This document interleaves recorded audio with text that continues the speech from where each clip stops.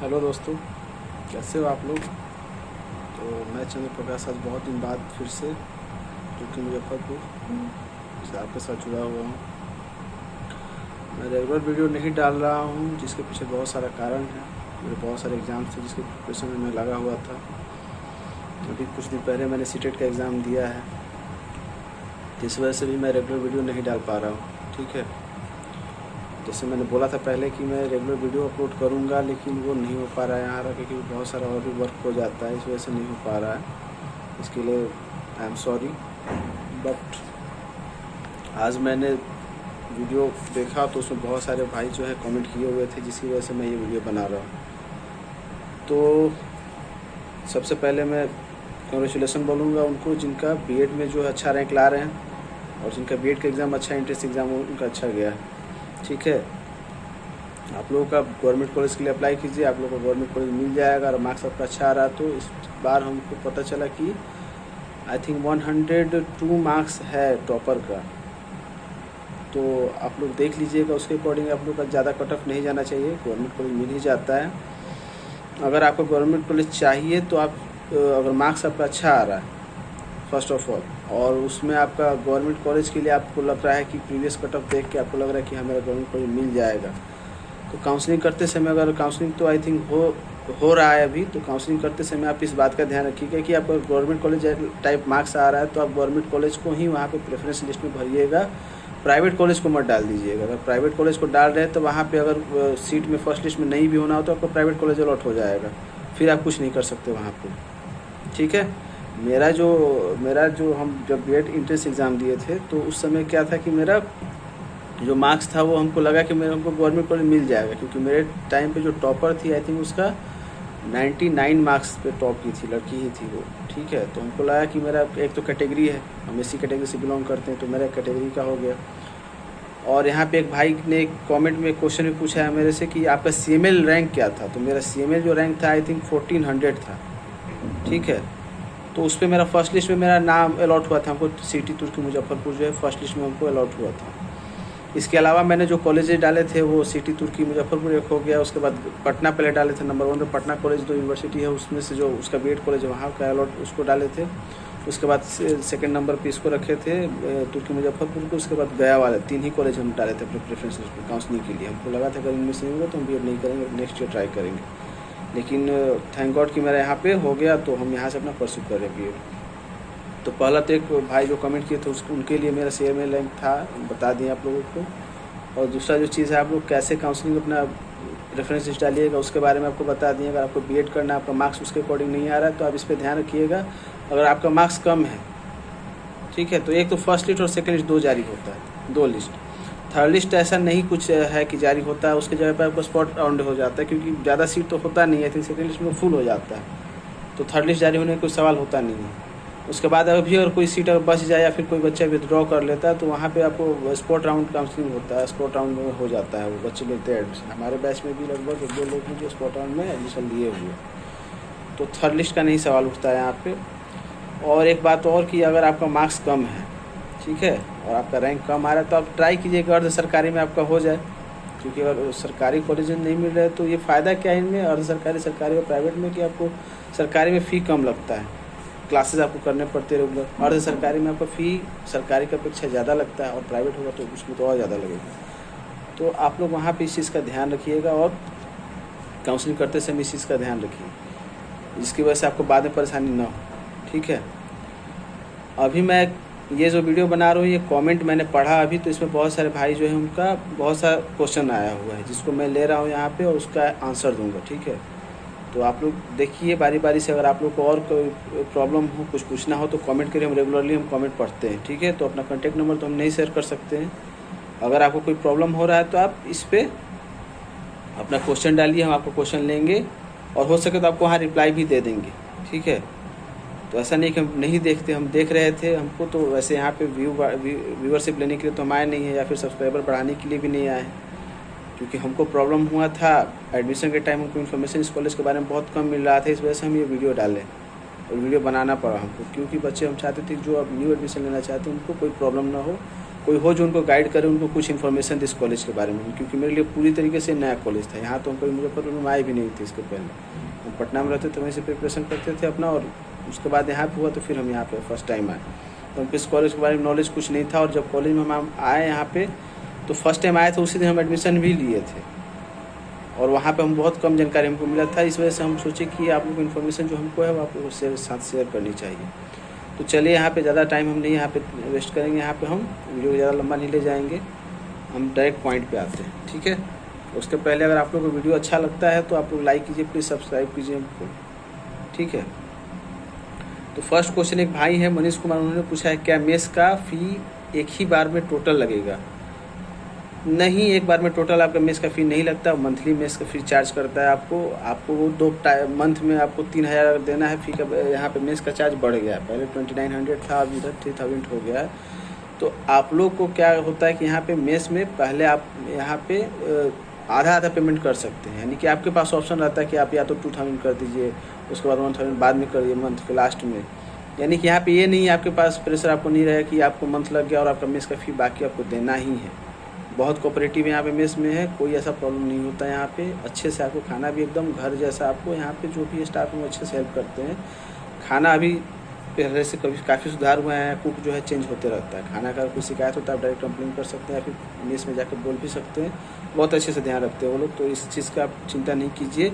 Mess का फ़ी एक बार में नहीं देना होता है, आपको मंथली वो चार्ज होता है। तो मंथली में आप मंथ में आधा करके भी दे सकते हैं। अगर ड्यू भी हो जाता है तो ऐसा नहीं कि आपको फाइन मार दिया जाएगा, वो ऐसा कुछ नहीं होता है, ठीक है। और मेस के बारे में एक और इन्फॉर्मेशन आपको देते हैं कि अगर आप एब्सेंट होते हैं मेस में, अगर आपको कहीं बाहर चले गए तो आपका ये नहीं है कि वो फीस आपको लगेगा पूरा, क्योंकि यहाँ पे अगर पर डे खाने के हिसाब से देखा तो 100 रुपये यहाँ चार्ज किया जाता है। अगर आप यहाँ पे रहेंगे तो आपको 100 रुपये के हिसाब से आप 3000 दीजिएगा, ठीक है। लेकिन अगर आप यहाँ पे नहीं हैं तो आपको सिर्फ सर्विस चार्ज देना होगा, जो कि 15 रुपये होता है एक दिन का। तो इस चीज़ का भी आपको हम बता दें, इन्फॉर्मेशन दे दिए।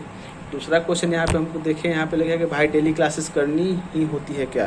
तो फर्स्ट ईयर में हाँ, क्लासेस तो आपको रेगुलर लगेगी। और क्लासेस के टाइमिंग के बारे में एक भाई पूछे थे, तो टाइमिंग बता देते हैं आपका 10 बजे से लेके शाम के 4 बजे तक है। लेकिन इसके लिए आप टेंशन नहीं लीजिए, आपका 2 घंटे क्लासेस ही चलती है, ठीक है। क्योंकि यहाँ पे टीचर की ट्रेनिंग भी होती है, क्योंकि CTE है।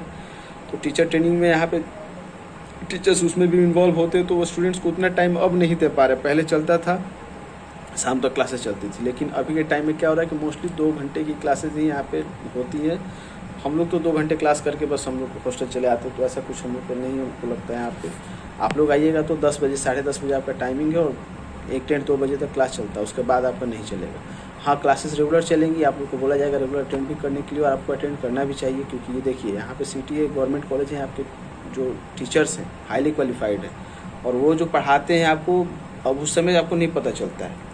पढ़ते टाइम आपको लगे क्या बेकार पढ़ रहे हैं, हम कंपटीशन की तैयारी करना ये वो, और मेरे माइंड में भी ये सब चीज़ आता था। लेकिन ये जब आप CTET का एग्ज़ाम में बैठिएगा, फेस कीजिएगा उसको, या फिर आप KVS का इंटरव्यू में जाइएगा, वहाँ पे ऐसे एग्जाम्स में बैठिएगा जहाँ पे क्या बोलते हैं CDP और ये सब जो है मेथड पेपर, ये सब चीज़ टीचिंग से रिलेटेड क्वेश्चन जहाँ पूछे जाते हैं। तो आपको ये सारे टीचर्स के द्वारा जो पढ़ाई गई चीज़ें हैं, और यहाँ से ऐसा नहीं कि टीचर टाइम पास करते हैं क्लास में, कि वो अपना सिलेबस कंप्लीट करते हैं, आपको पता भी नहीं चलेगा, उनका सिलेबस कंप्लीट होते रहता है। हम लोग को फर्स्ट टाइम से तो क्लास कर रहे थे, तो हम लोग को पता भी नहीं चलता था कब सिलेबस हम लोग कंप्लीट हो रहा है। लेकिन जिस दिन हम लोग का BEd फर्स्ट ईयर का एग्ज़ाम था, और हम लोगों ने कॉपी खोला और लाइन बाई लाइन अगर सिलेबस से मिलाया, तो सारा चैप्टर हम लोग का लगभग जो थे टीचर्स कंप्लीट करा चुके थे।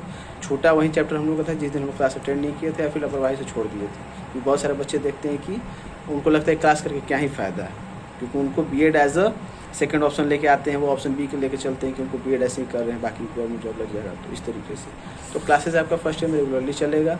आपको क्लासेस अटेंड करनी ही चाहिए, और करेंगे तो अच्छी बात है, और करना भी पड़ेगा। क्योंकि आपको स्टूडेंट शॉर्टेज होगा तो फिर उस पर नोटिस आपको जारी होने लगेगा, और हो सकता है नाम भी कट जाए, और नाम कटने के बाद फिर एडमिशन करवाने के लिए आपको दौड़ना पड़ेगा। तो ये सब चीज़ें यहाँ पे आकर आपको पता चलेगी। इसके बाद नेक्स्ट क्वेश्चन एक पूछा गया कि फर्स्ट ईयर वालों को हॉस्टल मिलता है क्या? हाँ, बिल्कुल आपको फर्स्ट ईयर में यहाँ हॉस्टल अलॉट हो जाएगा, आपको कोई दिक्कत नहीं होगा। हॉस्टल अलॉटमेंट में एडमिशन के टाइम ही आपको हॉस्टल अलॉट हो जाएगा, वहाँ हॉस्टल फी जमा करिएगा प्लस सिक्योरिटी मनी। इसके बारे में पहले वीडियो बना चुके हैं, हॉस्टल फी कितना लगता है और सिक्योरिटी मनी क्या है, कैसे है, वो सब चीज़ हम बता चुके हैं। आप उस वीडियो को देखिए, हॉस्टल आपको लेना ही पड़ेगा, आपको मिल जाएगा।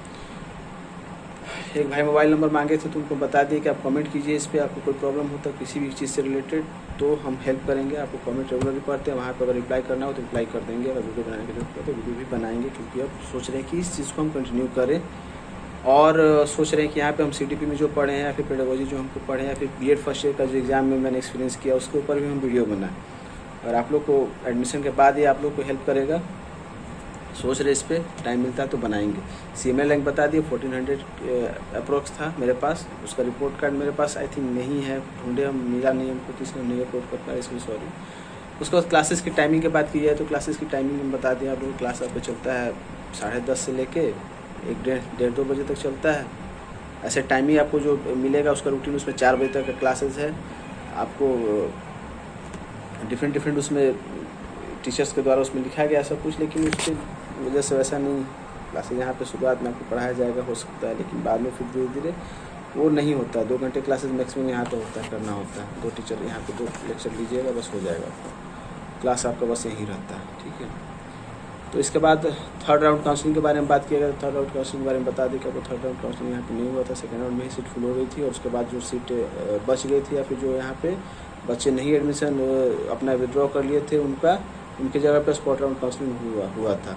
लोन की बात की जाए तो हाँ, लोन आपको बिहार स्टूडेंट क्रेडिट कार्ड से यहाँ पे ले सकते हैं, क्योंकि ये हमको कैसे पता, तो हमारे यहाँ कॉलेज में आए थे स्टूडेंट क्रेडिट कार्ड वाले, तो उन्होंने इस चीज़ को बताया कि B.Ed को इस चीज़ में शामिल कर लिया गया और आप अपने जिस डिस्ट्रिक्ट से वहाँ पे आप जाके स्टूडेंट क्रेडिट कार्ड का जो ऑफिस है वहाँ पे आप इस चीज़ का पता कर सकते हैं। हमको लगता है लोन आपको मिल जाता है B.Ed करने के लिए, ठीक है। इंटर्नशिप की बात की जाए तो इंटर्नशिप पहले जो के पाठक थे उनकी वजह से रेगुलर इंटर्नशिप होती थी। आप लोग का एडमिशन के साथ ही इंटर्नशिप चालू हो जाएगा, लेकिन के पाठक साहब अभी नहीं है, तो मे भी हो सकता है पुराना वाला पैटर्न हो जाए, क्योंकि पुराना वाले पैटर्न में सिर्फ 20 डेज था। फर्स्ट ईयर वालों को सिर्फ ऑब्जर्वेशन में भेजा जाता था और सेकेंड ईयर में आपको 4 मंथ था। पुराने वाले पैटर्न में 4 मंथ आपको पूरे टाइम फुल टाइम आपको स्कूल में जाकर रहना है, पढ़ाना है बच्चों को। और जो फर्स्ट ईयर वाले थे उनको सिर्फ 20 डेज़ का वो ऑब्जर्वेशन पीरियड रहता था। लेकिन जब के पाठक आया तो उन्होंने इस चीज़ को चेंज किया और उन्होंने क्या किया कि आधा आप क्लास करिए यहाँ पे, फर्स्ट हाफ में क्लास कीजिए और सेकेंड हाफ में आप SCP करने जाइए। तो ये सिस्टम उन्होंने लागू कर दिया था, लेकिन ये सच में बहुत हैटिक शेड्यूल होता था, इसमें बहुत प्रॉब्लम होता था। लेकिन अभी जो है टीचर्स से हमको पता चला कि अभी ये पुराना वाला व्यवस्था फिर आने वाला है। पुराना वाला ही सही होगा, क्योंकि सेकेंड ईयर में हम लोग को भी अब जाना पड़ेगा SCP करने, तो 4 मंथ वाला सही रहेगा। 4 मंथ का अगर हो रहा है तो इसमें क्लासेस आपकी नहीं रहेगी, क्लासेस बंद रहती है, आप सिर्फ SCP करने जाइए और बाकी क्लास आपको नहीं करना है। लेकिन अब नया वाला जो सिस्टम है उसमें आपको क्या था उसमें कि आपको रेगुलर आपको SCP करने जाना है और वहाँ से आपको आके फिर क्लास में यहाँ पे अटेंड करनी पड़ेगी। तो वो शेड्यूल बहुत अच्छा नहीं था वो, क्योंकि के पाठक थे उस टाइम में वो लागू हुआ था और हम लोग उसके चलते फर्स्ट ईयर में हम लोग किए, ठीक है। और अगर वो सिस्टम लागू रहता तो आप लोग एडमिशन के साथ ही आप लोग को करना पड़ता है, SCP में जाना पड़ता है। और हम लोग यहाँ पे यही चीज़ डिस्कस भी करते हैं कि अगर SCP में फर्स्ट ईयर वाले जाएंगे तो करेंगे क्या, उनको तो कुछ पता भी नहीं होगा कि SCP में क्या होता है, वहाँ पे जाके क्या करना होता है। क्योंकि बहुत बार ऐसा होता है कि अगर आप SCP में जा रहे हैं तो वहाँ पे टीचर्स आपका वो करेंगे, आपको बहुत परेशान करेंगे। वो आपको बोल देंगे क्लास लीजिए, वो चुपचाप बैठे रहेंगे और आपको खाली देखेंगे बैठे हुए, तो मतलब कि आपको रेगुलर क्लासेस दे देंगे पढ़ाने के लिए, बच्चों का पढ़ाइए, टैकल करिए। जबकि फर्स्ट ईयर वालों को ये काम नहीं होता है, उनका काम बस ऑब्जर्व करना होता है, टीचर कैसे पढ़ा रहे हैं वहाँ बैठ के देखेंगे। लेकिन यहाँ पे जो गवर्नमेंट स्कूल के टीचर्स हैं उन्होंने क्या किया, इस चीज़ को लेकर बहुत सारे हमारे जो क्लासमेट उनको बहुत परेशान किया गया इस चीज़ को लेकर कि उनको क्लासेज में भेज दी जाती थी, टीचर खुद बैठ कर आराम करते रहते थे, वो क्लास लेते रहते थे। सेकेंड ईयर में आपको क्लास लेना है, सेकेंड ईयर में कोई दिक्कत नहीं, लेकिन फर्स्ट ईयर वालों को क्लास नहीं लेना है। तो ये सब प्रॉब्लम होते रहेगा। आप धीरे धीरे फील्ड में जाइएगा तो सीखिएगा कैसे किससे क्या करना है, कैसे काम करना है, किसके साथ मिलकर, ये सब सीखिएगा। एक्सपीरियंस इसी चीज़ को बोलते हैं, आप सीखिएगा टीचिंग के बारे में और अच्छे से, तो आपको इंटरेस्ट आएगा इसमें। इसके बाद जो है हॉस्टल कंपलसरी है तो नहीं, हॉस्टल कंपलसरी नहीं है। आप बाहर भी खाना बना सकते हैं, बाहर भी रह सकते हैं, बाहर से आ जा सकते हैं, कोई दिक्कत नहीं हॉस्टल में रहने की। ऐसा कोई कंपलसरी नहीं है, हॉस्टल में आपको रहना ही है, ठीक है। इसके बाद जो लास्ट क्वेश्चन हम यहाँ पे ले रहे हुए हैं मेस को लेकर, वहाँ पे कि अगर खाना खुद बना सकते हैं तो हाँ, खाना खुद बना सकते हैं। अगर नए वाले हॉस्टल में रह रहे हैं तो आपको मेस लेना कंपलसरी है, अगर पुराने वाले हॉस्टल में रहे तो खाना वहाँ पे आप बनाइए खुद से, कोई दिक्कत नहीं है। तो आज के वीडियो में बस हम इतना ही बात करेंगे। वीडियो लंबा हो गया, आई थिंक हम सोचे थे कि लास्टली 7-8 मिनट का वीडियो बनाएंगे, लेकिन यहाँ पे 10-12 मिनट का वीडियो बन चुका है। लेकिन चलिए कोई बात नहीं, आप लोग क्वेश्चन ऐसे पूछते रहिए, हमारे साथ जुड़े रहिए। कोई भी प्रॉब्लम होगा B.Ed CET तुर्की में तो आप हमसे कुछ भी सलाह ले सकते हैं किसी भी बारे में, और कहीं पे एडमिशन के टाइम क्या लगता है, डॉक्यूमेंट वगैरह जो भी है उस पर हम बात कर लेंगे। तो उस पर हम बात करके आपको इन्फॉर्म करेंगे इस चीज़ के बारे में। आपको जानना है तो कमेंट करिए, कमेंट आपका पढ़ते हैं, हम रेगुलरली पढ़ते हैं, उस पर जवाब भी देने का ट्राई करते हैं। बहुत सारे दोस्तों को हमने रिप्लाई भी दिया है। तो इस चीज़ से आप वो मत करिए कि नहीं हम कमेंट पढ़ते हैं, क्योंकि ऐसा टाइम हमको नहीं मिल पाता क्योंकि मेरे एग्ज़ाम बहुत सारे रहते हैं। तो इसलिए थोड़े से मैं इस चीज़ को अभी उतना लेके नहीं चल पा रहा हूँ, लेकिन मैं जितना ट्राई करता हूँ कि आप लोग को इन्फॉर्मेशन दे दूँ और रिलेटिव इन्फॉर्मेशन दूँ जो आपके लिए हेल्पफुल, क्योंकि वैसे भी बहुत सारे लोग यहाँ पे सिटी टूर के बारे में वीडियो बना रहे हैं, लेकिन हमको पता नहीं हमको, बट हम चाहते हैं कि मेरे थ्रू जो इन्फॉर्मेशन आपको जाए वो रिलेटेबल आपको लगे, एक ऑथेंटिसिटी उसमें हो। तो बाकी बस इतना ही आज हम मीट करते हैं। ऐसे आपको पढ़ते रहिए, बीएड में एडमिशन लीजिए, आइए सिटी टूर की में आप लोग मेरे जूनियर बन के आइएगा, हमको बहुत खुशी होगा। ठीक है, आइए हमसे मिलिए, बाकी जो गाइडेंस आपको चाहिए हम देंगे। Okay, see you.